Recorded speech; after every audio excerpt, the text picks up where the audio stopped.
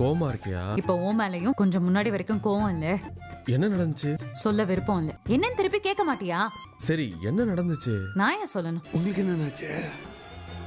பெரியவங்க சின்னவங்க மரியாதை இல்லாம பேசிட்டு இருக்க. ஒரு பக்கம் முத்துவேல் டிஸ்சார்ஜ் ஆகி கதிர் வந்துட்டு வீட்டுக்கு கூட்டு வர போறாரு. வீட்டுக்கு வந்ததும் வராததுமா சக்திவேல் பாத்தீங்கன்னா எங்கண்ணா போயிட்டு வரீங்க, எனக்கு இப்போ உண்மை தெரிஞ்சே ஆகணும், நீங்க அந்த பையன் கூட தானே போயிட்டு இருந்தீங்க, நாங்க அதை அன்னைக்கே பார்த்துட்டோம், நீங்க உண்மையை சொல்லி ஆகணும் அப்படின்னு சொல்லி வாசல்ல நிக்க வச்சு முத்துவேலை கேட்க போறாங்க.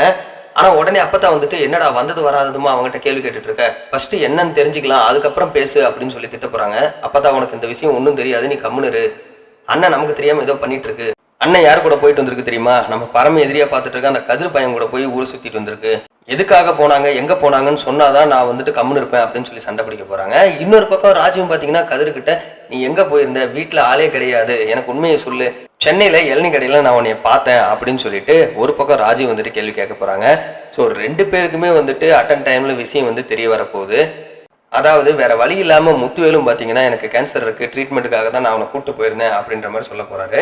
இன்னொரு பக்கம் ரோட்ல வந்துட்டு தங்கமேல் நடந்து போயிட்டு இருக்கும்போது ஒரு சின்ன விபத்துல வந்துட்டு கீழே விழ போறாங்க. மறுபடியும் தங்கமேல ஹாஸ்பிட்டல்ல சேர்த்துறது, ஸோ இந்த மாதிரியான விஷயங்கள் வந்துட்டு நடக்க போகுது.